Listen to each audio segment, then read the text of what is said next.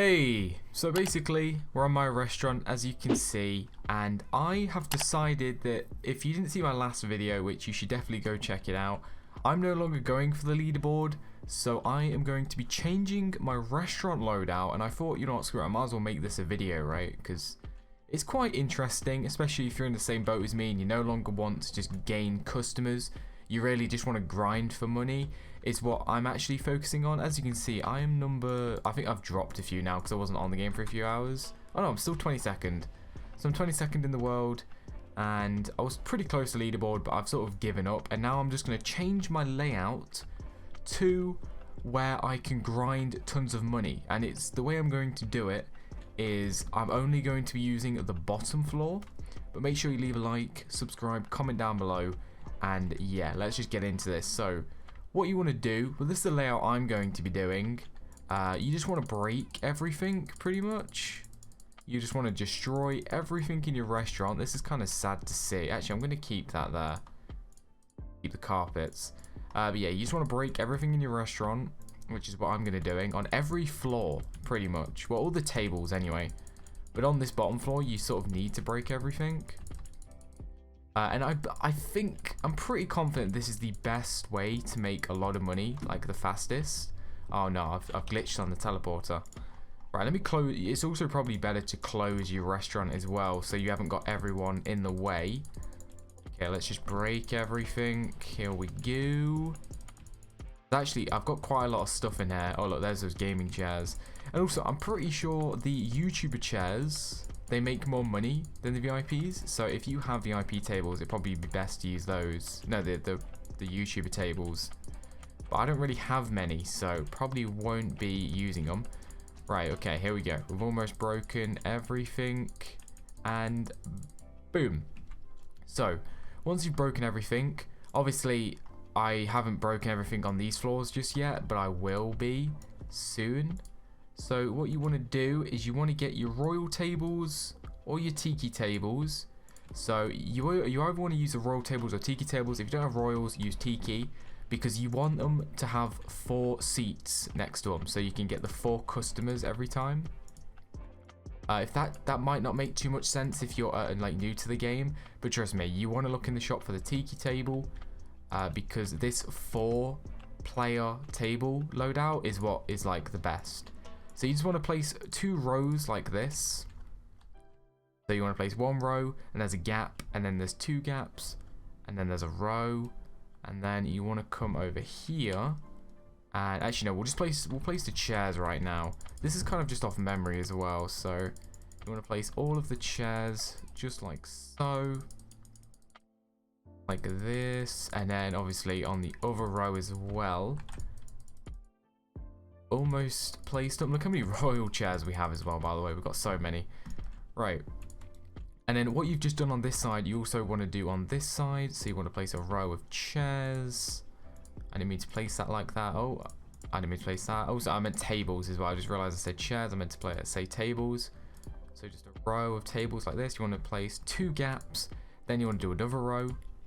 Also, I have the bigger restaurant, but if you have the smaller restaurant, the default one, it should just be easy to copy as well. It might be a bit smaller, so the rows might be smaller or something. I'm not quite sure, but just do the best you can with the smaller restaurant. It doesn't matter if the design's a tiny bit different, but just try to copy it as much as possible. So yeah, just place all of these chairs down, and we have now done the middle area. It's quite a simple design, especially once you know what you're doing.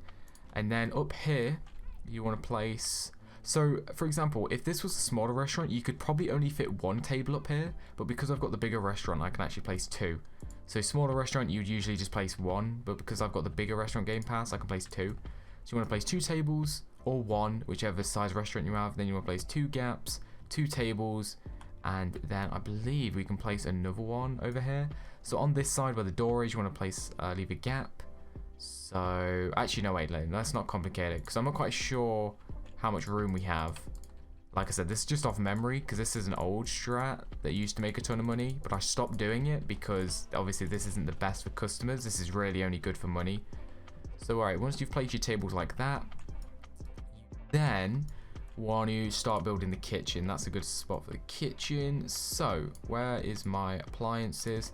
So you want to get a dishwasher, and I don't know why all the stuff are in the middle. You just want to place 1, 2, 3, 4 dishwashers, just like so. And then you want to place your stoves. So just 1, 2, and then 3, and then 4. So as you can see, I've placed all of my stoves like in the middle. So I've like faced them forward for that gap.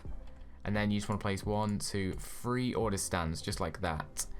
And that should be it pretty much. I mean, you can reposition the kitchen the way, whichever way you want. It doesn't really matter that much. But I've placed 4 stoves, 3 order stands, and 4 dishwashers. Probably don't even need that many dishwashers, to be honest with you. But, you know, it's better to have more than not enough. And then also, I've even got a coffee machine. So I'm actually going to remove this dishwasher, and I'm just going to place a coffee machine down. So there you go. If you have a coffee machine, make sure to place it. If you don't, just put an extra dishwasher there. It's fine. And then where are the tables? Furniture. Then you just want to make a gap. Boom. And place this like that. 2 gaps there, and then place another table. And at the doorway, there should be just a gap like that, so you can actually get in and out. That's like the best method to do it. So yeah, make sure there's a gap there. And also there's going to be space for the tip jars. So yeah, so boom. So we place the chairs like that. Make sure you place the chairs here. There's probably staff covering it all over the place. So better to just place chairs. And then boom. You are pretty much done in this area. Let me just make sure. Yeah, it looks like it. Now all you want to do is just place your jars. Wait, no, they won't be in decor. They won't be in furniture, I don't think. Wait, it would be in appliances, right? I don't think. Oh, they are. Okay, I'm blind. So you want to place a tip jar over here.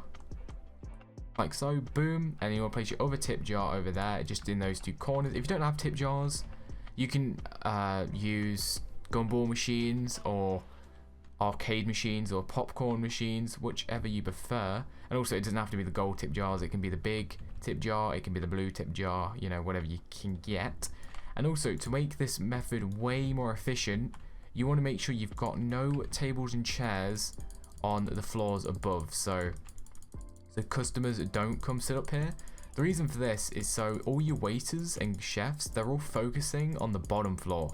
So you got to think, so if you've got tables and chairs on these floors, all your waiters, they're going to be teleporting up and down, trying to come to all of these different floors.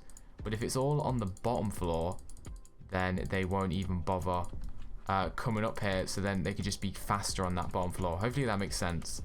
I'm not going to break all these chairs because that's just going to take ages. But pretty much you just want to break the chairs and tables that are next to each other, because obviously a customer won't sit on these chairs because there's no table, so I don't need to break those. So we're on floor number 3, floor number 4. Try and do this as fast as possible. Yeah, just break everything. Obviously I'm kind of lucky because I don't have that much to break because I was using SD Mittens layout. But if you have like an entire floor filled, this could take a while. Right, what floor are we on? Floor number 5. You just gotta keep breaking them. Do it as fast as you possibly can. Oh wait, why is that even up here? What's that called? I forgot that was in the game. I've not seen that in ages. Right, so I've just broken all of the furniture. Look how many play buttons I have up here. By the way, these are all just silver ones that I bought. They're kind of useless because I don't have many the YouTuber chairs and tables. So I probably need to start buying some of those YouTuber tables and chairs, which I definitely will in the future. Right, so yeah, let me go to floor number 9. As you can see, I've broken all of these. Actually, I need to break these tables just in case like it glitches and a customer comes up here. Same with this too. Okay, I thought I'd broken all of it, but apparently not. Yeah, so floor number 9. As you can see, I've still got stuff in here, but that's just because I'm lazy to break it. Really, you should just have everything empty up here. But just make sure, if you have stuff, make sure there's not a table and a chair linked, because a customer will sit up here.